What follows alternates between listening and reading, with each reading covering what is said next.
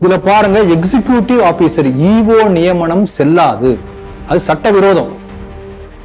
அப்படி சட்டவிரோதமாக செயல்படுத்தக்கூடிய ஈஓ நியமனத்தின் மூலமாக பல சட்டவிரோத செயல்களை செய்வதற்காக அரசாங்கமே நியமனம் பண்ணும். கோயில் நிர்வாகம் என்பது அறங்காவலர் மட்டும்தான் கோயிலை நிர்வகிக்க முடியும். இதான் HRMC ரூல் அப்படிதான் சொல்லுது. இத்தனை நாட்களாக ஒட்டுமொத்தமாக மைனாரிட்டி வாக்குகளை பெறக்கூடிய, மைனாரிட்டி வாக்குடைய அள்ளக்கூடிய ஒரே ஒரு கட்சியாக திமுக கட்சி இருந்தது. இப்ப அந்த நிலை மாறியாச்சு. இப்ப அடுத்த எலெக்ஷன்ல வரும்போது மைனாரிட்டி ஓட்டு கிடைக்குமா கிடைக்காத தெரியாது. இழிச்சவாய ஹிந்துக்கள் இத்தனை நாள் ஓட்டு போட்டாங்க, அவங்கள விழிப்படைஞ்சு வந்துட்டு இருக்காங்க. அப்ப ஹிந்துக்கள் எதிரி திமுக என்ற எண்ணம் வந்து விட்டால் அந்த ஓட்டு கிடைக்காது. அப்ப UPS மட்டுமே விட்டு ஆட்சியை பிடிக்க முடியுமா?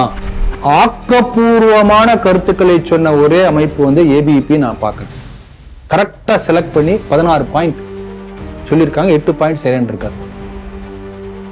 அதில் நீங்க சொன்னீங்க 1200 அரசு பள்ளிகள் மூடப்பட்டிருக்கின்றன ஸ்டாலின் ஆட்சியில, அதை திறப்பதற்கு ஏற்பாடு செய்யணும். திறந்த மாணவர்கள் போவாங்களா? கேள்வி வருது இல்லையா? குறிப்பா பாருங்க, மலப்புரம் மாவட்டம் கேரளாவில் முஸ்லிம்கள் பெரும்பான்மையா இருக்கக்கூடிய மலப்புரம் மாவட்டத்தை உருவாக்கிய மூலம் எப்படி இத்தனை பிரச்சனை வந்து பாருங்க. இப்ப என்ன பண்றாங்க, மலப்புரம் எக்ஸ்டென்ஷன் ப்ராஜெக்ட் இன்றைக்கு நீங்க கர்நாடகாவில் உடுப்பி வரைக்கும் மலப்புரம் எக்ஸ்டென்ஷன் போட்டிருக்காங்க. கடற்கரையோர பகுதிகள் முழுக்க இஸ்லாமிய ஆதிக்கத்தை மேம்படுத்துவதற்கான பல்வேறு செயல் திட்டங்கள், அது லவ்ஜிகாதா இருக்கலாம், பல்வேறு பிளான்ஸ் இருக்கலாம், ப்ராஜெக்ட் இருக்கலாம். அப்ப இந்த மாதிரி ஒரு பக்கம் முயற்சி பண்றாங்க. இப்படிப்பட்ட ஒரு பெருமையை சீர்குலைத்து ஒரு மட்டமான இமேஜை, கருத்துருவாக்கத்தை வெளிநாடுகளிலே பரப்பிய அந்த சாதனைக்கு சொந்தக்காரராக ராகுல் காந்தி நான் பார்க்கிறேன். அன்றிலிருந்து இன்று வரைக்கும் தொடர்ந்து negative aspects of our country அதை பெருசா பூதப்படுத்தி, பூதாகாரமாப்படுத்தி உலகம் முழுக்க எல்லா இடத்துலையும் பரப்பிட்டு இப்ப கூட ட்வீட் ஏதோ போட்டிருக்காரு. புயல் வருகிறது, பொருளாதார புயல் தாக்க போகிறது. அது ஒரு பீதியை மட்டுமே ஏற்படுத்தக்கூடிய எப்படிப்பட்ட ஒரு தேச துரோகின்னு கூட சொல்லலாம். இந்த வார்த்தை தப்பே கிடையாது.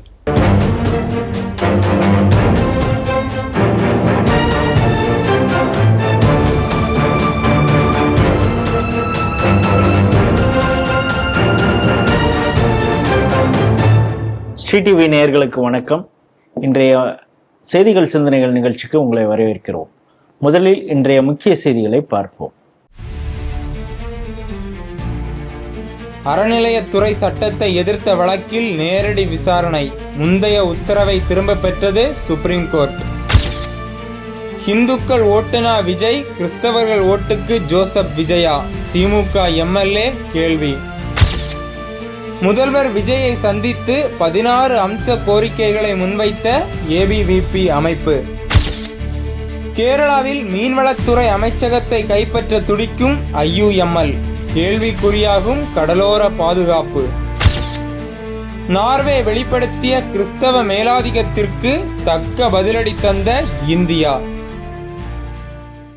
இன்றைய செய்திகள் குறித்து தனது கருத்துக்களை நம்மிடையே பகிர்ந்து கொள்ள நமது அரங்கத்திற்கு திரு ராம வெங்கடாதிரி அவர்கள் வந்திருக்கிறார். ஸ்ரீ டிவி நேயர்கள் சார்பாக அவரை வரவேற்கிறேன். வணக்கம். வணக்கம் ராஜேஷ். முதல் செய்தியாக, உச்ச நீதிமன்றம் தனது உத்தரவே பின்வாங்கியிருக்கு.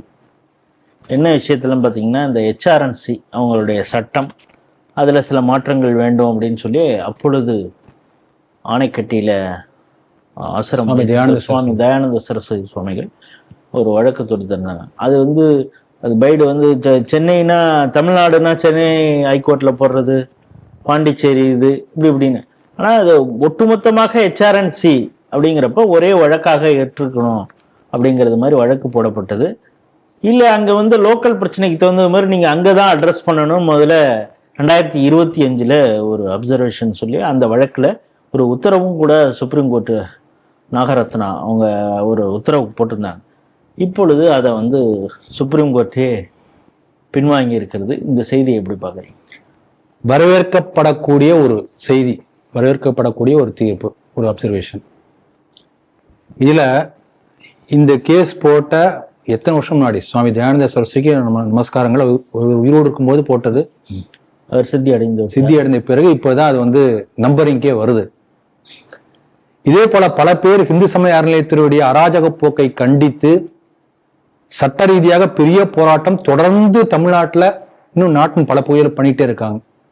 உதாரணமாக TR ரமேஷ், வேதவிஞ்ஞான ஆராய்ச்சி மையத்தினுடைய அரங்காவலர் ஒருத்தராக இருந்த மறைந்த BR ஹரன், ராதாராஜன், இப்ப பாத்தீங்கன்னா யானை ராஜேந்திரன், பல பேர், ஸ்ரீகுமார், தொடர்ந்து எத்தனை இது போட்டிருக்காரு, RTI போட்டிருக்கிறது, ஈரோடு சேர்ந்த ஸ்ரீகுமார்.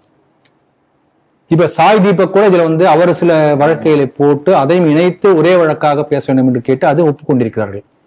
ஆகவே இப்படி பல பேர் தன்னார்வலர்களாக வந்து இந்த இந்து சமயத்தை கட்டி காப்பதற்காக பெரிய முயற்சி பண்ணியிருக்கிறார்கள். அதற்கு ஒரு சின்ன வெற்றி வரப்போகின்றது என்பதை போன்ற ஒரு மகிழ்ச்சி எனக்கு வருகிறது. இப்ப விஜயசாமி அவங்க தலைமையில் ஆலயம் காப்போம், அவங்களும் நிறைய வழக்குகள் பல பேர் செஞ்சுட்டு இருக்காங்க. நான் வந்து எனக்கு தெரிஞ்ச சில பேர் சொன்னேன். இதுல பாருங்க, எக்ஸிகியூட்டிவ் ஆபீசர் EO நியமனம் செல்லாது, அது சட்டவிரோதம். அப்படி சட்டவிரோதமாக செயல்படுத்தக்கூடிய EO நியமனத்தின் மூலமாக பல சட்டவிரோத செயல்களை செய்வதற்காக அரசாங்கமே நியமனம் பண்ணுது.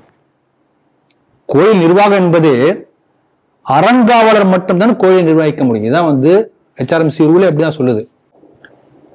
அறங்காவலரே இவங்க என்ன பண்றாங்க, அறங்காவலர் இல்லாத கோயிலே என்ன பண்றாங்க, ஃபிட் பர்சன் தக்கார், அவங்களுக்கு ஃபிட்டான பர்சன், அவர்களுக்கு தகுந்தவாறு செயல்படக்கூடியவர்கள் தக்கார் இவங்க நியமனம் பண்றாங்க. அப்புறம் EO, அந்த EOக்கு யார் சம்பளம் கொடுக்கறது? இப்ப HRMC is the government department நீங்க சொன்னா, PWD உள்ள இன்ஜினியருக்கு வந்து யார் சம்பளம் கொடுக்குறாங்க? கவர்மெண்ட் கொடுக்குது. ஒவ்வொரு ஆண்டும் PWDக்கு, ஃபாரஸ்ட் டிபார்ட்மெண்ட்டுக்கு, ஹெல்த் டிபார்ட்மெண்ட்டுக்கு, ஃபிஷரிஸ் டிபார்ட்மெண்ட்டுக்கு ஒவ்வொன்றுக்கு வந்து பட்ஜெட் போடுறாங்க. HRMCக்கு பட்ஜெட் போட்டிருக்காங்களா தமிழ்நாடு கவர்மெண்ட்? இன்னைக்கா நீங்க பாத்திருக்கீங்களா? இல்ல பண்றாங்க, இப்ப பண்றாங்க. எப்படின்னா இந்த கோயில்ல இருந்து எவ்வளவு வசூலிக்கணும், எத்தனை கட்டணம் வசூலிப்பது, அதுக்குதான் பட்ஜெட் போடுறாங்க. இப்ப நிதி மேம்பாலம் கட்டுவதற்காக நிதி ஒதுக்கப்படுவது போல தமிழ்நாடு அரசு சார்பாக இந்த கோயில் புனரமைப்புக்காக தமிழ்நாடு கவர்மெண்ட் ஃபண்ட் ஏதாவது போயிருக்கா? அப்புறம் எதுக்கு சொல்லிக்கிறீங்க கவர்மெண்ட் ஒரு டிபார்ட்மெண்ட்னு? இப்போ கோயிலுக்கு வந்து நான் வந்து ஒரு 100 ரூபாய் கொண்டு போய் கொடுக்குறேன். மதுரை மீனாட்சி அம்மன் கோயிலுக்கு நூற்றுக்கணக்கான கோடிகள் ஆண்டு வருமானம் வருவதாக நான் படிச்சேன் பேப்பர்ல. மதுரை மீனாட்சி அம்மன் கோயிலுக்கு மட்டுமே எவ்வளவு புள்ளி வர கரெக்டா தெரியாது, ஒரு 100 கோடின்னு வச்சுக்கலாமே. அப்ப 100 கோடியில எத்தனை கோடி வந்து சம்பளமா மட்டும் போகுது? ஒவ்வொரு EOக்கு அதுக்குள்ள எத்தனை லட்சக்கணக்கில் சம்பளம். அதற்கு அடுத்தபடியா உள்ள அதிகாரிகள் 50,000, 60,000, 70,000 சம்பளம். கடைசியா பாத்தீங்கன்னா அர்ச்சகருக்கு 1,300 ரூபாய் சம்பளம். அவர் தட்டு காசே பிடிக்கிறாங்க. அப்ப கோயிலை யார் பராமரிக்கிறானோ, யார் அதுக்காக பூஜை பண்றானோ அவனுக்கு சம்பளம். அவன் பாத்தீங்கன்னா நீங்க போனீங்கன்னா ஏதாவது பரிகார சாமியை சொன்னா, அப்ப ஒரு இது அம்மனுக்கு ஒரு இது வாங்கி போட்டுருங்க, இதுக்கு ஒரு வஸ்திரம் வாங்கி கொடுங்க, அவர் சொல்லுவார். அவர் சொல்றதுனால கோயிலுக்கு பல விஷயம் நடக்குது. ஆனா அவருக்கு சம்பளம் கிடையாது. அவருக்கு தான் நம்ம விருப்பப்பட்ட ஒரு 50 ரூபா, 100 ரூபா, 10 ரூபா அப்படி போட்டோம்னா அதை பிடுங்கிக் கொள்வதற்காகவும் சில கோயில வந்து சில அலுவலர்கள் வச்சிருக்காங்க. இந்த அளவுக்கு HRMC நடந்து கொண்டிருக்கிறது. இப்ப பாருங்க, இது சென்ற ஆட்சி இருந்த போது சேகர் பாபு, அலுவலியா பாபு என்று நம்ம சொல்லுவோம் செல்லமா, ஏன்னா அந்த மாதிரி கோஷம் போட்டார் இல்லையா, அவர் வந்து சிதம்பரம் கோயிலை எப்படியாவது கைப்பற்ற வேண்டும் என்று சொல்லி பெரிய முயற்சி பண்ணாரு. அப்போ ஒரு பெரிய பேட்டியெல்லாம் கொடுத்தாரு. என்ன பேட்டி கொடுத்தாரு? சிதம்பரம் கோயிலை கட்டிய தீட்சிதர்களா?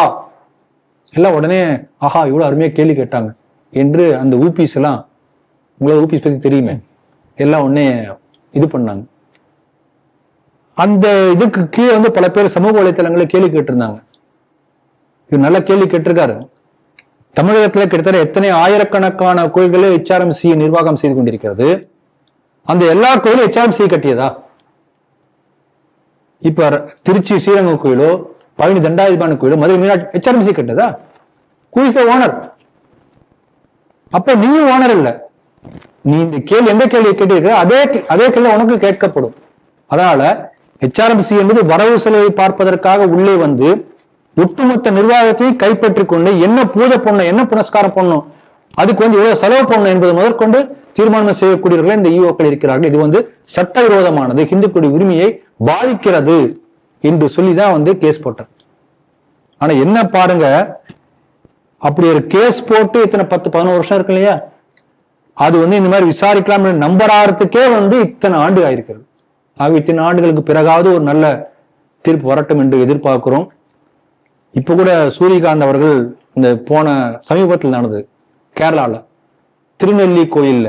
அந்த கோயில்ல வரக்கூடிய வருமானத்தை எல்லாம் சேர்ந்து என்ன பண்ணிருக்காங்க, ஒரு கோஆபரேட்டிவ் பேங்க் நஷ்டத்துல இயங்குதான், அதுக்கு வந்து இந்த ஃபண்டை கொண்டு போய் கொடுப்பாங்க. அப்ப கேஸ் போட்டாங்க. அப்ப அவரு தீர்ப்பு கொடுத்தார், சுப்ரீம் கோர்ட்ல கேஸ் வந்தது. இது என்ன உன்னுடைய கேபிட்டல் கேட்டார், இதே கேள்வியை கேட்டார். அதுக்கு ஒர்க்கிங் கேபிட்டல கோஆபரேட்டிவ் பேங்க் கொண்டு போய் போட்டிருக்கோம், இஸ் இட் யுவர் கேபிட்டல், அதே கேள்வி கேட்டார். ஆகவே இது எக்ஸ்பிளாய்டேஷன். அதனால இதுக்கு ஒரு முடிவு கட்டக்கூடிய அளவுக்கு ஒரு நல்ல ஒரு தீர்ப்பாக இவங்களுடைய இந்த அப்சர்வேஷன் மூலம் வரும் என்று எதிர்பார்க்கிறோம். ஏன்னா நம்ம எல்லாரும் எதிர்பார்க்கணும்னா ஒரு தன்னாட்சி வாரியத்தின் கையிலே இந்த ஆலயங்கள் ஒப்படைக்கப்பட வேண்டும். இப்படி ஒரு தனியா ஒரு யூனிவர்சிட்டி இருக்கு, இல்ல ஒரு டீம்டு யூனிவர்சிட்டி இருக்கு, ஒரு காலேஜ் இருக்கு, அது என்ன சிலபஸ், என்ன பண்ணும், என்ன கிளாஸ், டைம் டேபிள், இதெல்லாம் வந்து இப்போ கவர்மெண்ட் தலையிட முடியாது. ஒரு ஓரளவு கண்ட்ரோல் பண்ணலாம், அந்த பணி நியமனம் கண்ட்ரோல் பண்ணலாம், இந்த மாதிரி சில விஷயங்கள், இந்த ஹாலிடேஸ் கண்ட்ரோல் பண்ணலாம், இந்த மாதிரி தான் பண்ண முடியும், எல்லாத்தையுமே தலையிட முடியாது. அதே போல அரசாங்கம் தலையிட்டாலும் கூட தன்னாட்சி பெற்ற அமைப்பாக எந்த கோயில்கள் இருந்தால் மட்டுமே இந்துக்களுடைய உரிமைகள் நிலைநாட்டப்படும். அப்படிப்பட்ட ஒரு சூழ்நிலை இந்த வழக்கிற்கு பிறகு நமக்கு வரணும் என்று எதிர்பார்க்கிறோம். அதற்கான நல்ல காலம் பிறக்கின்றது என்று நினைக்கிறேன். மைனாரிட்டி ஓட்டுகள் நமக்கு முழுசாக கிடைக்கல அப்படிங்கிறது திமுகவுக்கு இப்போதான் புரிய வந்திருக்குது.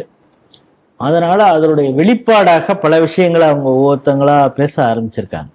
அப்படி வந்து நன்றி தெரிவிச்சுக்கிட்டு திருச்செந்தூர் பகுதிகளில் போன அனிதா ராதாகிருஷ்ணன் அங்கே இருக்கிற மக்களில் நான் வந்து எந்த ஒரு ஜாதி மதம் எல்லாம் பார்க்காம உங்கள்கிட்ட ஓட்டு கேட்குறேன், ஆனால் ஒருத்தர் வந்து இந்து ஓட்டு வேணும்னா விஜய்ங்கிறாரு, கிறிஸ்தவர் ஓட்டு வேணும்னா ஜோசப் விஜய்ங்கிறாரு, நீங்கள் அப்படி தானே ஓட்டு போட்டிருக்கீங்க அப்படின்னு அந்த மக்களை பார்த்து கேட்குறாரு. ஆகவே மைனாரிட்டி ஓட்டுகள் தங்களிடமிருந்து இன்னொரு முகாமுக்கு போயிடுச்சு அப்படிங்கிறது. அதே போல கொஞ்ச நாள் முன்னாடி திருமாவளவனும் சொல்லியிருந்தார், ஜோசப் விஜய் அப்படின்னு அவர் சொன்னதுனால மைனாரிட்டி ஓட்டு அவர்கிட்ட போயிடுச்சு அப்படின்னு. இந்த திமுகவுடைய இந்த உள்ள குமுறலை நீங்க எப்படி பாக்குறீங்க? அதாவது நேற்று முன்தினம் இதை பற்றி பேசணும். சினிமாவில் வெறும் விஜய், சினிமாவில் வெறும் விஜய், அரசியல் ஜோசப் விஜய் அப்படின்னு திருமாவளவன் பேசினாரு. இப்ப இவர் என்ன பேசியிருக்கார், அனிதா ராதாகிருஷ்ணன், இந்துக்கள் மத்தியில விஜய், கிறிஸ்தவ மத்தியில ஜோசப் விஜய். ஆகவே ஜோசப் விஜய் என்று தன்னை அடையாளப்படுத்திக் கொண்டு கிறிஸ்துவ வாக்களை மொத்தமாக அள்ளி இருக்கிறார். இது அவருடைய குற்றச்சாட்டு. நீங்க சொல்றதுபடி ஒரு உள்ள குமுறல் வந்திருக்கிறது. இத்தனை நாட்களாக ஒட்டுமொத்தமாக மைனாரிட்டி வாக்குகளை பெறக்கூடிய, மைனாரிட்டி வாக்குடைய அள்ளக்கூடிய ஒரே ஒரு கட்சியாக திமுக கட்சி இருந்தது. இப்ப அந்த நிலை மாறியாச்சு. இப்ப அடுத்த எலெக்ஷன்ல வரும்போது மைனாரிட்டி ஓட்டு கிடைக்குமா கிடைக்காத தெரியாது. இழிச்சவாய ஹிந்துக்கள் வந்து இத்தனை நாள் ஓட்டு போட்டாங்க, அவங்களும் விழிப்படைஞ்சு வந்துட்டு இருக்காங்க. அப்ப ஹிந்துக்களுடைய எதிரி திமுக என்ற எண்ணம் வந்து விட்டால் அந்த ஓட்டு கிடைக்காது. அப்ப ஊபிஎஸ் மட்டுமே விட்டு ஆட்சியை பிடிக்க முடியுமா? அந்த குமுறல் தான் அப்படி வந்துட்டு இருக்கு. இப்ப அடுத்து நிறைய பேர் பேசுவாங்க. ஒரு காலத்துல ஹெச் ராஜா பேசினார், ஜோசப் விஜய் சொன்னோன்னு எல்லாம் கத்தினாங்க, பெரிய ஹியூ அண்ட் கிரை. அப்ப நாம தான் சொன்னோம் இவர் உண்மையான பேர் ஜோசப் விஜய். அப்ப எல்லாம் எதிர்த்தாங்க. அன்றைக்கு நாம் சொன்னது எல்லாரும் இன்னைக்கு சொல்லிட்டு இருக்காங்க, இன்னும் அடுத்த வரக்கூடிய எல்லாம் சொல்ல போறாங்க. அது தெளிவா என்ன தெரியுதுன்னா, இதுவரை இந்த சர்ச்சு மூலமாகத்தான் இந்த ஓட்டுகள் போடப்பட்டிருக்கின்றன. அதை நம்ம அன்றைக்கு சொல்லிடணும். அன்னைக்கு நம்ம கிண்டல் பண்ணாங்க, இன்னைக்கு எல்லாருமே பேச ஆரம்பிச்சிருக்காங்க. வேற வழி இல்லை. இத்தனை நாட்களாக திமுக தான் செஞ்சது. இத்தனை நாட்களாக சர்ச்சு மூலமாக அறுவடை செஞ்சாங்க வாக்குகளை, கிறிஸ்துவ வாக்குகளை. அப்போ வந்து மதவாதமாக தெரியாத திமுகவுக்கு இப்போ வந்து தெரியுது. ஏன்னா இப்போ அவனுக்கு இல்ல, இப்போ உடனே அலிகேஷன். அப்போ ஒரு கிறிஸ்துவம் வந்து ஓட்டு யாருக்கு போடுறான்? கொள்கை ரீதியாக போடுகிறானா? இல்லை, சர்ச்சு சொல்லி போடுறான். ஒரு கிறிஸ்துவ வந்து தேர்தல் அறிக்கையை பார்த்து ஓட்டு போடுறானா? இல்ல, சர்ச்சு சொல்லி போடுறான். ஒரு கிறிஸ்துவ டெவலப்மெண்ட் பார்த்து ஓட்டு போடுறானா? இல்ல, சர்ச்சு சொல்லி போடுறான். டயோசிஸ் சொல்லுவோமே, டெவலப்மெண்ட் பார்த்து போறதுல டயோசிஸ் பார்த்து போடுகிறான். அப்ப கொள்கையோ கட்சியோ மற்ற எதுவுமே கிடையாது. இதுல என்ன நீங்க கவனிக்கணும்னா, இப்ப நீங்க ஒரு ரோமன் கத்தலிக் பிஷப் ஒருத்தர் இருக்கா வச்சுக்கோங்களேன், ஒரு சர்ச் நிர்வாகி இருக்காரு வச்சுக்கலாமே கன்னியாகுமரியில. அந்த ரோமன் கத்தலிக் நிர்வாகி யாருக்கு கட்டுப்பட்டவர்னா வாட்டிகன் சர்ச்சுக்கு கட்டுப்பட்டவர். அப்ப நம்ம நாட்டுடைய எல்லைகளை கடந்து இன்னொருத்தர் வந்து இதை கட்டுப்படுத்த முடியும்.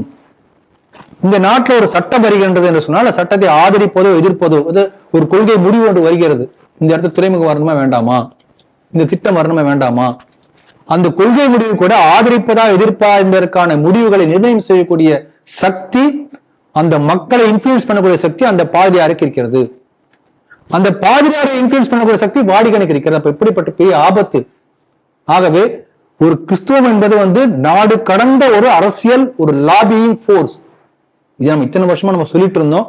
இப்ப இதே விஷயத்த கொஞ்ச நாள் கழிச்சு திமுகவும் பேசும்.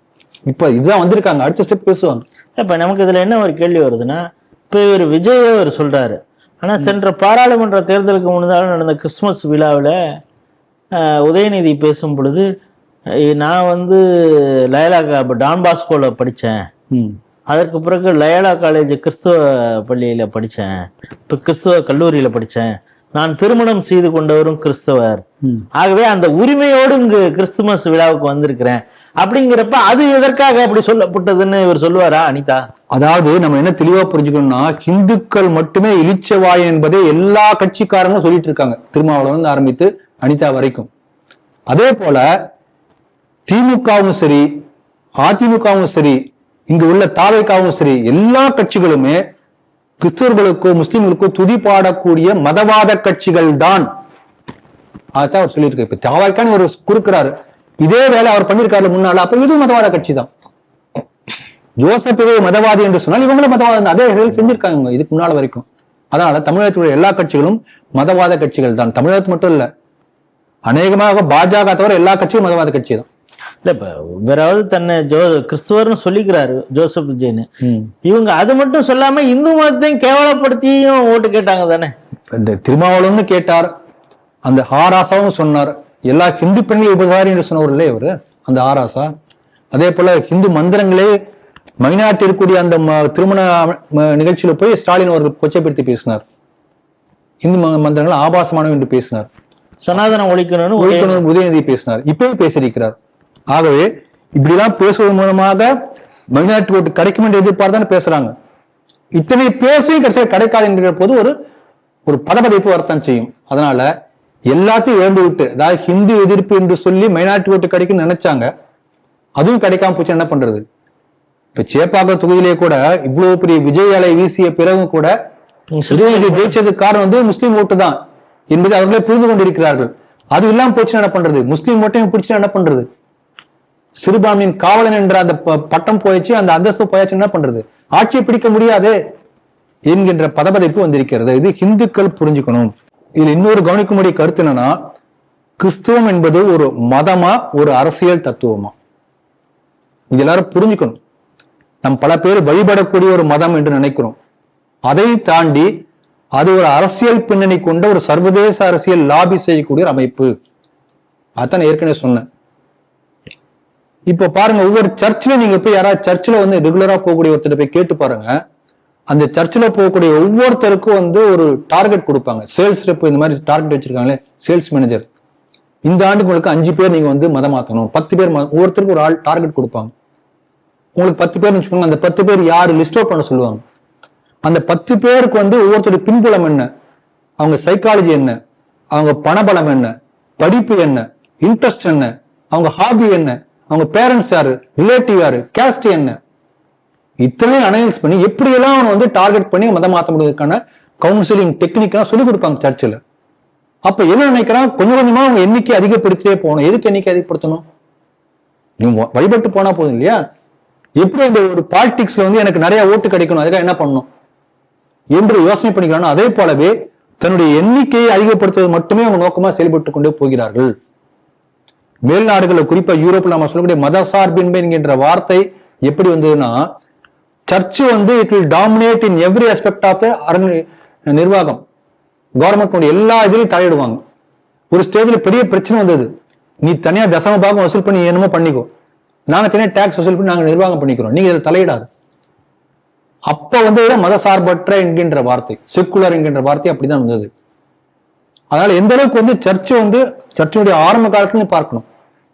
இன்று வரைக்கும் சர்ச்சு ஒரு அரசியல் அமைப்பாகத்தான் செயல்பட்டு கொண்டிருக்கிறதே தவிர அது வழிபாட்டு தரம் நம்ம நினைச்சோம் நம்ம ஏமாத்திரோம்னு அர்த்தம். அதனால இப்படிப்பட்ட தெளிவு குறைந்தபட்சம் நமக்கு வர ஆரம்பிக்கணும். அதே போல ஹிந்துக்களும் ஹிந்துவாக வாக்களிக்கக்கூடிய சூழ்நிலை வரும்போதுதான் சூழ்நிலைகள் மாறும். எப்படி மேற்குவங்கத்துல மாறி இருக்கிறதோ அதே போல அசாமில் மாற்றம் ஏற்பட்டது போல தேசியமும் தேசபக்தியும் அப்பதான் பேசப்படும். அதனால இப்படிப்பட்ட கடமை ஹிந்துக்களுக்கு இருக்கின்றது என்பதையும் நமக்கு தெளிவுபடுத்துகிறது. இன்னொரு கருத்து நாம பார்த்தோம்னா, விஜய் பதவியேற்ற உடனேயே ஸ்ரீலங்காவில் இருக்கக்கூடிய எல்டிடியில பெரிய ஒரு அமோகமான வரவேற்பு கொடுத்திருக்காங்க பல பேர். அப்படி எல்டிடி போரில் இருக்கக்கூடிய அவங்கெல்லாம் யாருன்னு பார்த்தீங்கன்னா, நீங்க பின்புறத்தை ஆராய்ந்து பார்த்தீங்கன்னா ஒன்னா கிறிஸ்டினா இருப்பாங்க, கிரிப்டோ கிறிஸ்டினா இருப்பாங்க. அதனால இவங்க சொல்றதெல்லாம் வைத்து பார்க்கும்போது ஜோசப் விஜயாகத்தான் செயல்படுவாரா என்பது எல்லோருக்குமே சந்தேகம் வர ஆரம்பித்திருக்கிறது. போக போக தெரியும். புதிய ஆட்சி வந்திருக்கிறது, புதிய முதல்வர் விஜய். ஆனால் இப்போ பார்த்தீங்கன்னா 12th எக்ஸாம் ரிசல்ட்டு, இப்போ இன்னைக்கு 10th ரிசல்ட்டு, இப்படியெல்லாம் ஒரு பக்கம் வந்துகிட்டு இருக்கு. அடுத்த ஆண்டு தொடக்கம், இந்த ஜூன்லேருந்து கல்வி ஆண்டு தொடங்குது. என்னென்னலாம் செய்யணும் அப்படின்னு சொல்லி பல மாணவ அமைப்புகள் அவரை மீட் பண்ணி பல விஷயங்கள் சொன்னாங்க. எஸ்எஃப்ஐ அவங்க ஏற்கனவே சந்திச்சு அவங்க என்ன மாதிரி வைப்பாங்கங்கிறது எல்லாருக்கும் தெரியும். ஆனால் ஏபிவிபி மாணவர் அமைப்பும் முதல்வர் விஜயை சந்தித்து ஒரு 16 கோரிக்கைகளை அவங்க வச்சுருக்காங்க. அவர் சொன்ன உடனே முதல் 8 கோரிக்கைகள் ஓகே அப்படின்னு சொல்லியிருக்காரு. ஏன்னா அவ்வளோ சில முக்கியமான கோரிக்கைகள், அது மாணவ சமுதாயத்திற்கு தேவையான விஷயங்கள்லாம் சொல்லியிருக்காங்க. குறிப்பாக அவங்க ரொம்ப கன்சர்னாக சொன்னதுன்னா 1200க்கும் மேற்பட்ட பள்ளிகள் மூடப்பட்டிருக்கு, அரசு பள்ளிகள். அதை திறப்பதற்கான ஏற்பாடு பண்ணோம். அப்புறம் இந்த கெஸ்ட் லெக்சர்ஸ் அவங்க இன்னும் இந்த ஆனரரி அந்த சேலரியிலே இந்த குறைந்த சம்பளத்திலே ஓட்டிட்டு இருக்காங்க, அவங்கள பணி நிரந்தரம் செய்வதற்கான ஏற்பாடுகளை பண்ணணும். அதையும் கூட அந்த 5வது படிக்கக்கூடிய மாணவன் 2வது படிக்கக்கூடிய அந்த சிலபஸை கூட அவங்களால ஒழுங்கா படிக்க முடியல, குறிப்பாக தமிழ்ல படிக்க முடியல, இதையெல்லாம் நீக்குவதற்கான வேலைகளை நீங்க செய்யணும் அப்படிங்கிறப்ப அதெல்லாம் நான் அந்த டிபார்ட்மெண்ட்ல பேசி அதற்கான ஆவணம் செய்கிறேன் அப்படின்னு சொல்லியிருக்காங்க. அதே போல PM ஸ்ரீ இது அதனால என்ன பெனிஃபிட் அப்படிங்கிற விஷயத்தையும் கூட அவங்க ஒரு கோரிக்கை மனுவாக கொடுத்துருக்காங்க. இந்த செய்தி எப்படி பார்க்குறேன்? இங்க நியூஸுக்கு வருவதற்கு முன்பாக நான் ஒரு தகவல் பார்த்தேன். பல பேர் திரைத்துறையை சேர்ந்த ஏராளமான பேர் தினசரி முதல்வர் விஜயை பார்த்து சந்திக்கிறாங்க. இப்ப சமீபத்துல ஜெயம் ரவியுடைய மாமியா சந்திச்சிருக்காங்க, சுஜாதா அவர்களா? எனக்கு அவங்க பேர் தெரியல, ஞாபகம் இல்லை, படிச்சது. இப்படி பல பேர் சந்திக்கிறாங்க, பல பேர் தங்களுடைய கோரிக்கை வைக்கிறாங்க. அப்படி நான் பார்த்தது வரைக்கும் ஆக்கப்பூர்வமான கருத்துக்களை சொன்ன ஒரே அமைப்பு ஏபிவிபி நான் பார்க்கிறேன். கரெக்டா செலக்ட் பண்ணி 16 பாயிண்ட் சொல்லியிருக்காங்க, 8 பாயிண்ட் சரின்னு இருக்காரு. அதில் நீங்க சொன்னீங்க 1200 அரசு பள்ளிகள் மூடப்பட்டிருக்கின்றன ஸ்டாலின் ஆட்சியில, அதை திறப்பதற்கு ஏற்பாடு செய்யணும். திறந்த மாணவர்கள் போவாங்களா? கேள்வி வருது இல்லையா? அப்ப எங்க பிரச்சனையுடைய மூல காரணம் என்னன்னா, அரசு பள்ளிகளில் போனால் தரமான கல்வி கிடைக்காது என்று மக்கள் நினைக்கின்ற காரணத்தினால் அந்த பள்ளிகளுக்கு பசங்களை அனுப்புறதில்லை, பள்ளிக்கூடம் வைத்து மூடுறாங்க. இத்தனைக்கு சம்பளம் பாருங்க, ஒரு தனியார் பள்ளிக்கூடத்துல 2000-3000 சம்பளத்துக்கு அந்த ஆசிரியர்களை எந்த அர்ப்பணிப்போட சொல்லி தராங்களோ, 40,000, 50,000, 60,000, 1 லட்சம் வரைக்கும் சம்பளம் வாங்கக்கூடிய அரசு பள்ளி ஆசிரியர்கள் அதே போல செயல்பட்டா அங்க வருவாங்கல்ல மாணவர்கள். அப்ப எங்க பிரச்சனை சரி பண்ண வேண்டிய இடம் இங்க இருக்கு. ஆகவே இதை பிரச்சனையுடைய மூல காரணத்தை சரி பண்ணணும். வெறும் 1500 பள்ளிகளை திறந்தா பிரயோஜனம் இல்லை. அதெல்லாம் செய்வார் என்று நினைக்கிறேன். ஒரு காலத்துல பாரதியார் பாடினார், கல்வி சிறந்த தமிழ்நாடு. இன்றைக்கு கல்வி எந்த அளவுக்கு சிறந்திருக்கிறது தமிழ்நாடு என்பதற்கு இவங்க சொன்ன புள்ளிவரத்தை பார்த்தா நமக்கு மனசே கஷ்டமா இருக்கு. அதாவது புள்ளிவரமா பார்க்க கூடாது, யதார்த்தமாக கள நிலவரம் எந்த அளவுக்கு மோசமாக இருக்கின்றது அதே அவங்க சொல்லியிருக்காங்க. அதுலயே அந்த மெமரண்டத்திலேயே சொல்லி ஒரு வார்த்தை வந்திருக்கிறது, அதான் நான் சொல்றேன். அவங்க சொல்லியிருக்காங்க, 5ஆம் கிளாஸ் படிக்கக்கூடிய ஒரு மாணவனுக்கு 2ஆம் கிளாஸ் படிக்கக்கூடிய மாணவன் படிக்கக்கூடிய அளவு கூட தமிழ் படிக்க முடியவில்லை என்று சொல்லியிருக்காங்க. ஆல்பபெட்ஸ் அதுதான் இது நீங்க சொல்றீங்க. இங்க வேத விஞ்ஞான ஆராய்ச்சி மையத்தின் சார்பாக கிட்டத்தட்ட ஒரு 20 இடங்களுக்குள்ள மாலை நேர வகுப்பு நடக்குது. இதே போல அந்த வறுமையால் வாடக்கூடிய பல பேர், ஏழை குழந்தைகள் தான் அந்த கல்வி சாலைகள் நடக்குது. எல்லாம் அரசு பள்ளி மாணவர்கள் தான் அதை வரக்கூடிய பெரும்பாலானவர்கள். புதுசா சில பேர் 8ஆம் கிளாஸ்ல 9ஆம் கிளாஸ்ல நம்ம டியூஷன் சென்டருக்கு ஆள் ஒன்று 2 பேர் வருவாங்க. அப்படி வரக்கூடிய மாணவர்களுக்கு அந்த ஆசிரியர்கள் 2ஆம் வகுப்பு மாணவனை போல சொல்லி கொடுத்து அந்த சார்ட் போட்டு இந்த லீவ் நாள்ல சொல்லி கொடுக்குறாங்க. 8ஆம் கிளாஸ் இருக்கக்கூடிய மாணவர்களுக்கு, அரசு பள்ளி மாணவர்களுக்கு தமிழில் எழுத படிக்க தெரியவில்லை. இதுதான் நிலைமை. அவர் 2ஆம் கிளாஸ் சொல்றாரு, 2, 5 சொல்றாரு. இந்த 2ஆம் கிளாஸ் அளவுக்கு 9ஆம் கிளாஸ்ல இருக்காங்கன்னு சொல்றேன். இது நிலைமை. ஆக இந்த அளவுக்கு மோசமான நிலை இருக்கிறது. இது சரிப்படுத்தணும். இப்ப என்ன சொல்லியிருக்காருன்னா, தமிழ் மீடியம் பள்ளிக்கூடங்கள உயர்கல்வி படிப்பதற்கான ஏற்பாடு செய்யணும். ரொம்ப நல்ல பாயிண்ட் அது. இன்றைக்கு பார்த்தீங்கன்னா ஒரு நல்ல படிக்கக்கூடிய மாணவன், கிராமத்துல உள்ள ஒரு மாணவன் அல்லது தமிழ் மீடியத்துல படிச்ச ஒரு மாணவன், அவன் 12th +1 +2 இங்கிலீஷ் மீடியம் எடுத்த உடனே ஃபெயில் ஆயிடுவான். பல பேர் ஏன்னா இங்கிலீஷ் புரியாது. தமிழ்ல அவனுக்கு புரியும், இங்கிலீஷ் எப்படி புரியும்? அவன் காலேஜ் போன சுத்தம். இந்த மாதிரி ரூரல்ல வரக்கூடிய மாணவர்கள் BE BTechல எல்லாம் பாத்தீங்கன்னா ஏகப்பட்ட அரியர்ஸ் வச்சிருப்பான், புரியாத பல விஷயங்கள். அப்ப தமிழ்லயே படிக்கக்கூடிய ஒரு வாய்ப்பு ஏன் மறுக்கப்படுகிறது? இதோ கேட்டிருக்காங்க. MBBS தமிழ்ல படிக்கலாமே, டாக்டரேட் தமிழ்ல பண்ணலாமே, BE BTech MTech தமிழ்ல பண்ணலாமே. இந்த கேள்வி இப்போ ABEP சொல்லி இருக்கிறது. இது செய்யறாங்களா பார்க்கணும். நான் என்னுடைய அனுபவம் சொல்றேன், சொந்த அனுபவம். நான் 30 ஆண்டுகளுக்கு முன்பு வடக்க ஒரு பயிற்சி முகாம் போயிருந்தேன். அந்த டாக்டர்ஸ், அதே போல இன்ஜினியரிங்ல கிராஜுவேட், இந்த மாதிரி சில பேர் நிறைய பேர் எல்லா நாடு முழுக்க எல்லா இடத்துலயும் வந்திருந்தாங்க. நான் சொல்ல 30 வருஷத்துக்கு முன்னாடி ஹிமாச்சல பிரதேசத்துல இருந்து, நல்லா அந்த ஸ்டேட் கூட ஞாபகம் இருக்கு. ஒருத்தர் MD MBBS படிச்சாரு, MTech முடிச்ச இன்ஜினியர்ஸ். நான் இங்கிலீஷ்ல கழுத்து போட்டேன். ஏதோ ஒரு இது சம்பந்தத்துல ஒரு ஃபார்ம் மாதிரி கழுத்து போட்டேன். கிண்டல் பண்ணாங்க, திட்டினாங்க. என்ன இங்கிலீஷ்ல போடுறீங்க, அங்கிரேசி में क्यों சைன் करते அப்படின்னு கேட்டாங்க. நான் திருப்பி கேட்டேன், நீ என்ன MBBS படிச்சிருக்கீங்க, நீ MTech படிச்சாங்கிற, இங்கிலீஷ் மீடியம் தானே படிச்ச? இல்லையா? அப்ப எதுல படிச்சீங்க? ஹிந்தி மீடியம். அசந்து போயிட்டேன். 30 ஆண்டுகளுக்கு முன்னதாகவே ஹிமாச்சல பிரதேஷ் போன்ற மாநிலங்கள்ல உயர்கல்வி, டாக்டர் கல்வி, இன்ஜினியரிங் கல்வி எல்லாமே ஹிந்தியில் படிக்கக்கூடிய வாய்ப்பு அந்த மாநில அரசுகள் செய்திருக்கின்றன. நான் 30 வருஷத்துக்கு அப்புறம் பேசுறேன். இன்றைக்கு அந்த வாய்ப்பு இன்றைக்கு கூட தமிழ்நாட்டில் இல்ல. அப்ப நாம ஏங்க கல்வியில் நாம தானே பின்தங்கி இருக்கோம். இன்னைக்கு ஜெர்மன்ல இருக்கக்கூடிய ஒரு மாணவன் ஜெர்மன் மொழியில எல்லா உயர்கல்வி படிக்க முடியும், ரிசர்ச் பண்ண முடியும்.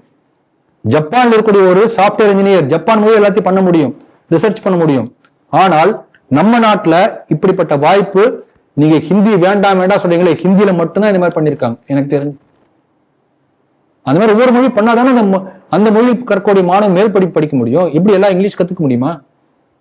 ஆகவே மிக அருமையான சஜஷன் சொல்லியிருக்காங்க, இதை நான் வரவேற்கிறேன். அதே போல PMC பள்ளிகள் தமிழ்நாட்டுக்கு வர வேண்டும் என்பதை ஆணித்தரமா சொல்லியிருக்காங்க.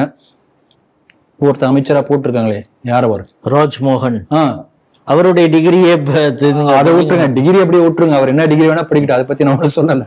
அவர் இதே கேள்வி கேட்டிருக்காங்க நிருபர்கள். அவர் சொல்லியிருக்காரு, இருமொழி கொள்கையை நாங்கள் உறுதியாக பின்பற்றுகிறோம்.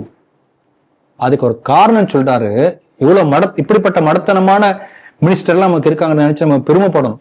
அவர் சொல்றாரு, சிங்கப்பூரில் இருமொழி கொள்கை பின்பற்றப்படுகிறது. சிங்கப்பூர் ஒரு வளர்ந்த நாடு, நாமல் அதே போலதான் இருக்கணும் என்பதில் நான் உறுதியாக இருக்கிறேன். எது கம்பேர் பண்றது ஒரு அளவு இல்ல. சிங்கப்பூர் மெட்ராஸ்ல உள்ள ஒரு சின்ன ஒரு 20-30 வார்டு சேர்ந்தா கூட இருக்காது. இந்தியாவில 100கணக்கான மெட்ரோ சிட்டிஸ் இருக்கு, 100கணக்கு மேலே இருக்கும், 500 மேல இருக்கும்னு நினைக்கிறேன். அதுல ஏதோ ஒரு 2nd 3rd லெவல் மெட்ரோ சிட்டியை விட சின்னது சிங்கப்பூர். அப்ப சிங்கப்பூரை போல பல மடங்கு பெரிய எத்தனை மெட்ரோ சிட்டிஸ் இருக்கு. நம்முடைய ஜிடிபி என்ன, அவங்களுடைய ஜிடிபி என்ன? சிங்கப்பூர்ல என்ன லாங்குவேஜ் பேசுறோம், இங்க எத்தனை லாங்குவேஜ் பேசுறோம், என்ன பாப்புலேஷன், இதெல்லாம் பார்க்கணும் இல்லையா? சிங்கப்பூருடைய எக்கானமி முழுக்க முழுக்க முழுக்க அவன் டிரான்ஸ்ஷிப்மெண்ட் போர்ட் வச்சிருக்கான். ஆழமான கடல், பெரிய பெரிய கப்பல் இறங்கி ரீபேக் பண்ணி இன்னொரு சின்ன குட்டி குட்டி கப்பல் அனுப்பணும். ரீபேக்கிங் அதான் மெயின் இண்டஸ்ட்ரியே. அதுவும் குறிப்பாக யூஎஸ் பேஸ்ட் எக்கானமி. அமெரிக்கால மழை பண்ணி அங்க துணிடுவோம், அந்த மாதிரி எக்கானமி. அப்ப அவனுக்கு இங்கிலீஷ் மட்டும் போதும். அப்ப சிங்கப்பூர் மாடல் இந்தியாவுக்கு அப்ளை பண்ண முடியுமா? இப்ப சிங்கப்பூர்ல குழந்தைங்களை வச்செல்லாம் ஓட்டு வாங்கியிருக்க மாட்டாங்களே. ஆமா, அதனால உடனே சிங்கப்பூரை கடைபிடிக்கணும். அதனால 2 லாங்குவேஜ் பாலிசி போதும். இப்படி பேசக்கூடியவர்கள் இருக்கிறார்கள். அதனால PMC பள்ளிகள் இங்கு ஆரம்பிக்கணும், மும்மொழி கொள்கையை கொண்டு வரணும் என்பதை அழுத்தம் திருத்தமாக சொல்லியிருக்கிறார்கள். அதை செய்வாரா பார்க்கணும். அதே போல ரிசர்ச்சுக்காக நமக்கு வந்து பட்ஜெட்ல இடம் ஒதுக்கணும். அதுக்கான நிறைய பணம் செலவு பண்ணணும்னா நீங்க இன்னைக்கு சைனா பார்த்தீங்கன்னா உலக அளவுல ஆய்வுக்காக அதிக பணம் செலவு பண்ணக்கூடிய நாடுகள்ல சைனா முதல் இடத்துல ஃபர்ஸ்ட் முதல்ல யூஎஸ் போன்ற அமெரிக்க நாடுகள்ல இருந்து இன்னைக்கு சைனா அந்த இடத்துக்கு வந்தாச்சு. இன்னைக்கு பேட்டன்ட் ரிசர்ச்ல நம்பர் 1 பிளேஸ் சைனா வந்திருக்கு. காரணம்னா அந்த அளவுக்கு ரிசர்ச்சுக்கு அவங்க ப்ராமினன்ஸ். அதை நம்ம குறுக்காட்டி நம்ம வந்து இந்த டெக்னாலஜிக்கல் வார்ல பின்தங்கி போயிடுவோம், அதெல்லாம் சொல்லியிருக்காங்க. அதே போல நார்கோட்டிக்ஸ் போதை மருந்தை பொறுத்த வரைக்கும் ஒவ்வொரு கல்வி நிறுவனத்துக்கு அருகிலும் போதை மருந்து பழக்கம் இல்லாதவருக்கு ஒரு ஸ்பெஷல் ஃபோர்ஸ். இங்க சிங்கப்பெல்லாம் கூட அப்புறம் வைங்க, முதல்ல போதைப் பொருள் ஒழிப்பதற்கான ஒரு படையை ஏற்படுத்துங்க. ஒவ்வொரு கல்வி நிறுவன வாசல் இருக்கணும். அப்பதான் இந்த போதைப் பொருள் கலாச்சாரத்தை நீக்க முடியும் என்பதை தெளிவா சொல்லியிருக்காங்க. இதெல்லாம் எனக்கு அவங்க சொன்னதுல முக்கியமான சில பாயிண்ட்ஸ், 16 பாயிண்ட் நான் சில இது யோசனை பண்ணேன். அதே போல விமன் சேஃப்டி அதை குறித்து சொல்லியிருக்காங்க. பெண்களுக்காக ஒவ்வொரு கல்லூரி வளாகத்திலையும் இந்த மாதிரி ஒரு இன்டர்னல் கமிட்டி இருக்கணும் என்று ஏற்கனவே கொள்கை லெவலில் இருக்கவே அது நடைமுறையில் இல்லை, அதெல்லாம் செயல்படுத்தணும் என்று இதெல்லாம் சொல்லியிருக்காங்க. அதனால ஏவிபி சொன்னக்கூடிய அந்த செயல் திட்டங்களை 8 செயல்படுத்துறேன்னு முதல்ல விஜய் அவர்கள் சொல்லியிருக்காங்க. அந்த 8ஐயும் வந்து இப்ப இந்த அறிவிப்பு மாதிரி இல்லாம இப்ப இந்த டாஸ்மாக்ல 700 கடையை மூடுறேன்னு சொல்லிட்டு 2 கடையை ஓமலூர் திறந்துட்டாங்க, தனியார் கொடுத்துட்டாங்க. டாஸ்மாக் வேற வேற வேற நாங்க பண்ண டாஸ்மாக் இல்ல வேற கடை வந்தாச்சு, தனியார் கடை வந்தாச்சு. அந்த மாதிரி வந்து மடைமாற்றம் செய்யாமல் அந்த 8ஐயும் செயல்படுத்தணும். அடுத்த 8ஐயும் அதே போல செயல்படுத்த முயற்சி செய்யணும் என்று கேட்டுக்கொள்கிறோம். ஏபிபி பொறுத்தவரை மாணவர்களுக்காக நாடு முழுக்க உள்ளோர் தேசிய அளவுல மாணவர்களை ஆக்கப்பூர்வமான பணிகளில் ஈடுபடுத்தி ஆளுமை பண்புகளை வளர்க்கக்கூடிய பெரிய நிறுவனம். இப்ப கூட இந்த சித்திரை திருவிழாவில் பாத்தீங்கன்னா ஒரே குப்பியாக இருந்த போது அவங்கதான் அந்த மதுரை மாநகராட்சி ஊழியர்களோட சேர்ந்து ஏபிபி தொண்டர்கள்லாம் சேர்ந்து தூய்மைப்படுத்திருக்காங்க. அந்த செய்தி பல இடங்கள்ல வந்தது, வீடியோ வந்தது, நம்ம எல்லாம் பார்த்திருப்போம். நமக்கு கள ஆய்வு செய்த தம்பியே கூட அந்த வேலைக்கு போயிட்டு வந்துதான் நமக்கு அங்கிருந்து நமக்கு ஃபீட்பேக்லாம். ஆமா, அதை நான் பார்த்து ரொம்ப மகிழ்ச்சி அடைஞ்சேன். அதே போல இன்றைக்கு ஆளக்கூடிய மத்தியில் ஆளக்கூடிய பாஜகனுடைய ஆட்சி பீடத்துல முக்கியமாக உள்ள பல பேர் ஏபிஇபி என்கின்ற அந்த பயிற்சி பற்றையிலே பயிற்சி பெற்றவர்கள், அந்த பாசறையில் பயின்றவர்கள். அதனால உங்க நல்ல தலைமை பண்பு, ஆளுமை பண்பு, தேசபக்தி, இப்படிப்பட்ட சீரிய ஒழுக்கங்கள் உங்களுக்கு வந்து சேர வேண்டும் என்று சொன்னால் ஒவ்வொரு மாணவனும் ஏபிபியில சேரணும். ஸ்ரீடிவி நேயர்கள், நீங்க யாராவது மாணவர்களை பார்த்தா ஏபிபியில சேர்த்து விடுங்க, சேர சொல்லுங்க, நல்ல வருங்காலம் அவர்களுக்கு அமையும் என்று சொல்லி ஏபிபி எடுத்த முயற்சிகளுக்காக ஏபிபி அமைப்பை பாராட்டுகிறேன். அகில பாரதிய வித்யார்த்தி பரிஷத் என்கின்ற அந்த அமைப்பு மேன்மேலும் வளர வேண்டும், அதன் மூலம் நம்முடைய நாடும் வளரும் என்று சொல்லி இந்த செய்தியை நிறைவு செய்கிறேன். நாம் என்ன அச்சப்பட்டோமோ அது நடந்து விட்டது, நடக்க இருக்கிறது அப்படிங்கிறது தான். குறிப்பாக பாலகௌதமன் அவர்கள் தொடர்ச்சியாக சொல்லிட்டு இருப்பாரு, இஸ்லாமியர்களுடைய பிரதிநிதித்துவம் சட்டசபையிலேயோ பாராளுமன்றத்திலேயோ வந்தால் அவங்க எந்த விஷயத்திற்காக யோசிப்பாங்க அப்படிங்கிறத பலமுறை இங்கே சொல்லியிருக்கிறார். தமிழகத்திலையும் எல்லா கட்சிகளும் நிறையா ரெப்ரசன்டேஷன் இஸ்லாமியர்களுக்கு ஒதுக்கும் பொழுது இந்த ஐயப்பாடை நம்ம சொன்னோம். கேரளாவில் இப்போ அதை தொடங்கி இருக்கிறது. அங்கு யூடிஎஃப், காங்கிரஸ், ஐயுஎம்எல் கூட்டணி இருக்குது. எஜுகேஷன் டிபார்ட்மெண்ட்லாம் கொஞ்சம் இந்த தடவை காங்கிரஸ் எடுத்துக்கிறேன் அப்படின்னு சொன்னதுனால எங்களுக்கு கண்டிப்பாக ஃபிஷரிஸ் தான் வேணும் அப்படின்னு ஐஏயுஎம்எல் வந்து ரொம்ப போட்டி போடுறாங்க. ஆனால் அந்த ஃபிஷரிஸ் இதில் நிறைய கிறிஸ்துவர்கள் ஃபிஷர்மேன்ஸ் அதிகமாக இருக்கிறதுனாலையும் இவங்க வந்தால் அங்கே அவங்களுக்கு என்ன பிரச்சனை வரும் அப்படிங்கிறதும், ஒட்டுமொத்த கோஸ்டல் ரீஜன்லேயே எப்படிப்பட்ட சிக்கல்கள் வரும், செக்யூரிட்டி கன்சர்ன் வரும் அப்படிங்கிறதுனால அவ்வளோ சீக்கிரம் அவங்களுக்கு கொடுக்கக்கூடாதுன்னு காங்கிரஸ்லேயே ஒரு தரப்பு பெரிய அளவில் அங்கே எதிர்ப்பு தெரிவிக்கிறாங்க அப்படிங்கிறது மாதிரி போயிட்டுருக்கு. இந்த செய்தி எப்படி பார்க்குறது? நீங்க சொன்னபடி கடற்கரை என்பது மிக வந்து எல்லையில் இருக்கக்கூடிய ஒரு முக்கியமான ஒரு பகுதி. தேசத்துடைய செக்யூரிட்டி, பாதுகாப்புக்கு சம்பந்தமான ஒரு முக்கியமான பகுதி. அந்த இடத்துலக்காரர்களே வந்து கடற்கரையில தானே வந்து இறங்கினாங்க. ஆமா, இறங்கினாங்க இல்லையா? கடற்கரையில தானே கடத்தல் பண்ண முடியும். பாருங்க, இப்ப சொப்னா சுரேஷும் தங்கம் கடத்தது எப்படி? அவங்க ஆனா பிளைட் மூலமா கடத்தினாங்க. அந்த மாதிரி ஏன்னா கவர்மெண்ட் கூடவே இருந்ததுனால எப்படி வேணாலும் கடத்தலாம், எப்படி வேணா கடத்தலாம். இப்ப அந்த மாதிரி பிளைட்ல கடத்தின போல கப்பல்ல, சின்ன பாய்மர கப்பல் என்னைக்கு அதிகமா கடத்தலாம், நிறைய கடத்த முடியுமே. அதனால கடத்தல் பண்ண முடியும், தங்கம் கடத்த முடியும், போதைப் பொருள் கடத்த முடியும், ஆயுதம் கடத்த முடியும். அதே போல மிலிட்டன்ஸை கூட கடத்த முடியுமே, வந்து என்ன பண்ண முடியும்? ஆகவே ரொம்ப வல்னரபிள் பாயிண்ட் அந்த ஷீஷோருங்கிறது. அதனால யோசிக்க வேண்டிய ஒரு முக்கியமான விஷயம். நான் சொல்ல வந்த கருத்து என்னன்னா, 1950 நினைக்கிறேன், கரெக்டான எக்ஸாக்ட் இயர் தெரியல. நம்முடைய நாடு சுதந்திரம் அடைந்த பிறகு நாட்டை பிளந்து மத ரீதியாக பாகிஸ்தான், இந்தியா என்று 2 நாடாக பிரிந்து பிளந்த போது இந்தியன் யூனியன் முஸ்லீம் லீக் தான் அதை செய்யுது அந்த வேலையை. பல இந்துக்கள் பல இடங்கள்ல பாகிஸ்தான் அகதியா ஓடி வராங்க. பல பேர் வந்து அபலை பெண்களாக வந்து மானபங்கப்படுத்தப்பட்டு பெண்கள் எல்லாம் உயிருக்கு பிச்சை எடுத்து ஓடி வராங்க. அப்ப முஸ்லீம் லீக் மேல ஒரு பெரிய ஒரு வெறுப்புணர்வு, ஒரு இந்த கட்சியை இருக்கக்கூடாது, மத ரீதியாக ஒரு கட்சி இருக்கக்கூடாது. சட்டமே வந்து என்ன சொல்லுதுன்னா, மதத்தின் அடிப்படையில் சட்டம் இருக்க முடியாது. அப்ப இந்தியன் யூனியன் முஸ்லீம் லீக் என்ற பெயரில் இருக்கக்கூடிய கட்சி தடை செய்யப்பட வேண்டும் என்று எல்லோரும் பேசிக்கொண்டிருந்த காலகட்டத்துல அந்த அந்த எண்ணத்தை மாற்றி அதற்கு உயிர் கொடுத்து மீண்டும் அதுக்கு வந்து ஒரு சோசியல் பொலிட்டிக்கல் ஸ்டேட்டஸ் கொடுத்து யாருன்னா காங்கிரஸ். கேரளால காங்கிரஸ் ஆட்சி அமைப்பதுக்கு 2 எம்எல்ஏ கம்மியா இருக்காங்க. அப்ப இந்தியன் யூனியன் முஸ்லீம் கூட கூட்டு சேர்ந்து அப்ப மதவாதம் பேசக்கூடாது என்றிருந்த அந்த சூழ்நிலையை மாற்றி மதவாதம் பேசிய முஸ்லீம் கூட சேர்ந்து ஆட்சி அமைத்தது காங்கிரஸ். அன்றைக்கு பண்ண அதே தப்ப இப்ப இன்றைக்கு திருப்பி பண்ணுமான்னு பார்க்கணும். ஆக முஸ்லீம் லீக்கு அரசியல் ரீதியாக ஒரு உயிர் பிச்சை கொடுத்ததே காங்கிரஸ் தான். குறிப்பா பாருங்க, மலப்புரம் மாவட்டம் கேரளாவில் முஸ்லீம்கள் பெரும்பான்மையா இருக்கக்கூடிய மலப்புரம் மாவட்டத்தை உருவாக்கிய மூலம் எப்படி எத்தனை பிரச்சனை வந்து பாருங்க.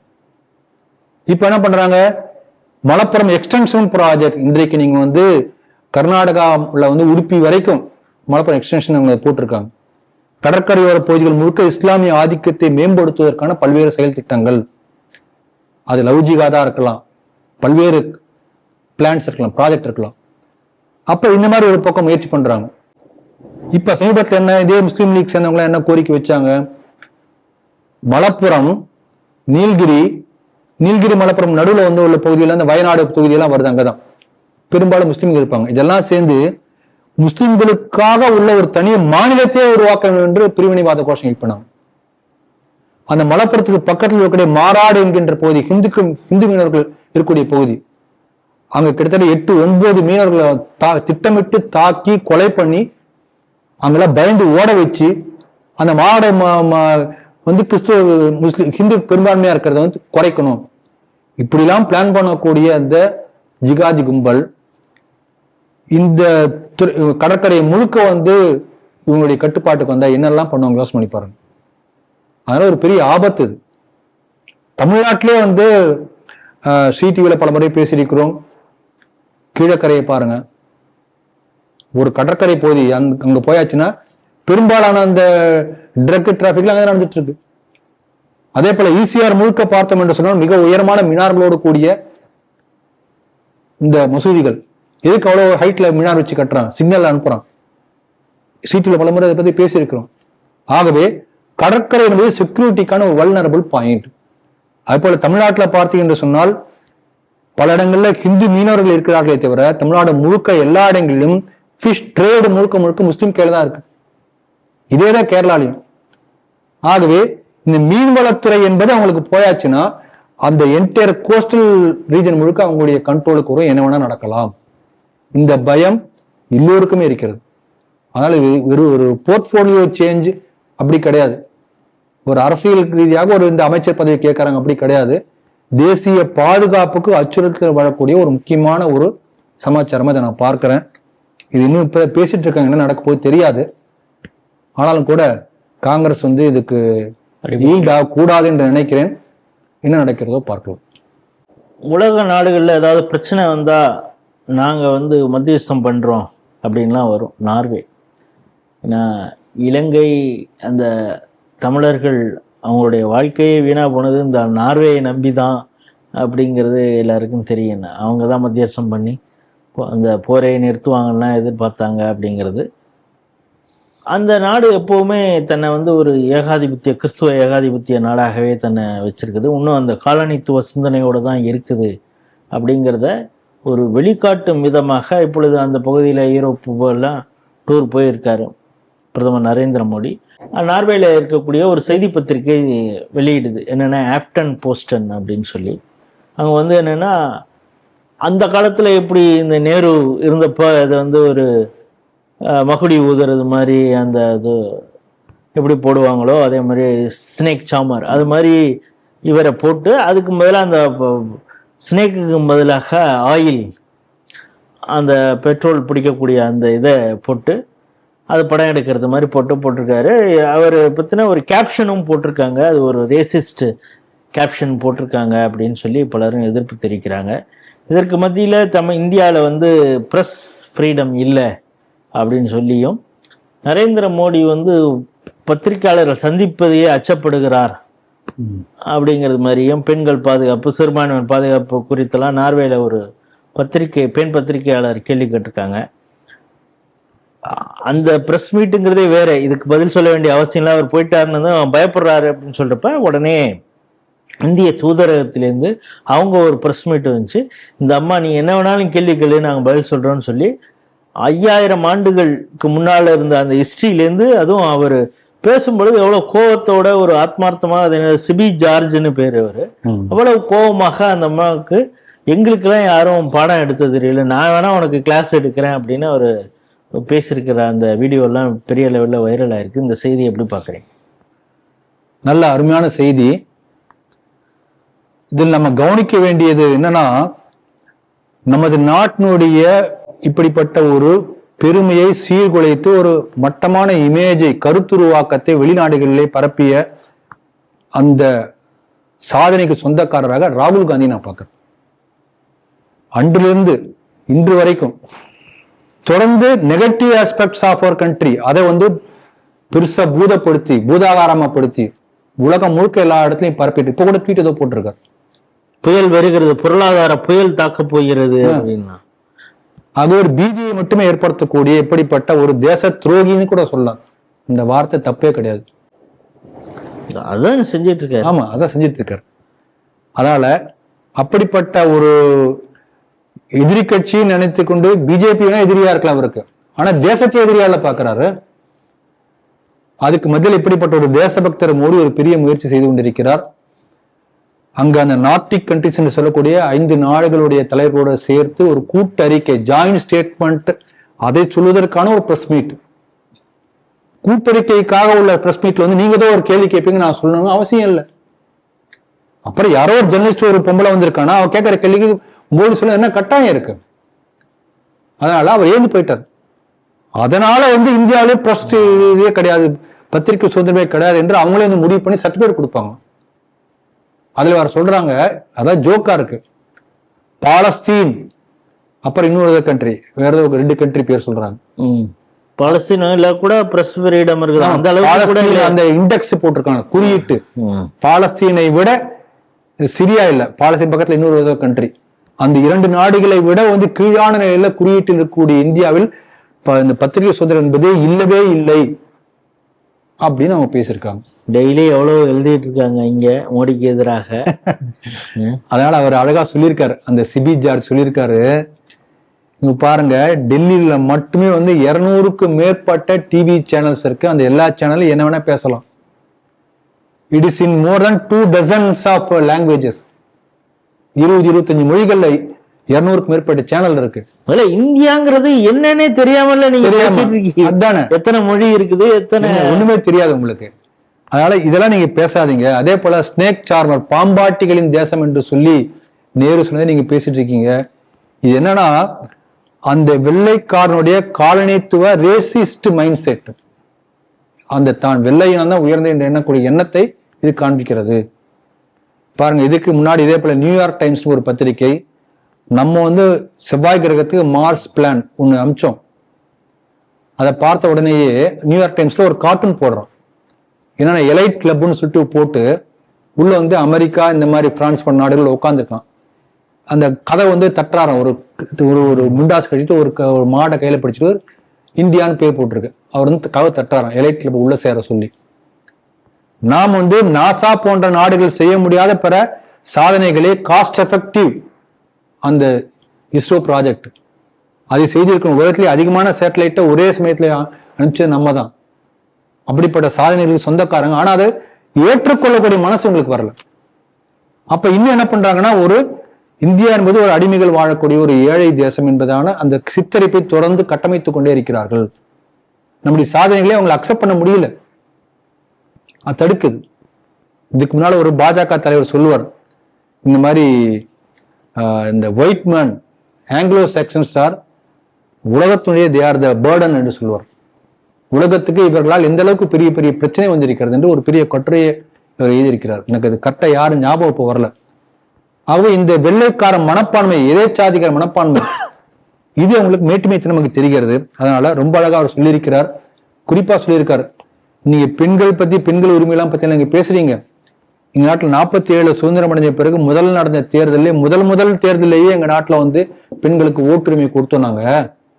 ஆனா உங்க நாட்டுல இன்னும் பல ஐரோப்பிய நாடுகள்ல வந்து இன்னும் பல உலகத்துல பல நாடுகள் வந்து பெண்களுக்கு ஓட்டுரிமை கிடையாது, பெண்களுக்கு சம உரிமை கிடையாது. ஐரோப்பிய நாடுகள்ல இப்ப லேட்டஸ்டா சில 10 ஆண்டுகளுக்கு முன்பு தான் பல நாடுகள்லயே பெண்களுக்கான ஓட்டுரிமையை கொடுத்தீங்க. இன்னும் சமமான உரிமை பல நாடுகள்ல இல்ல.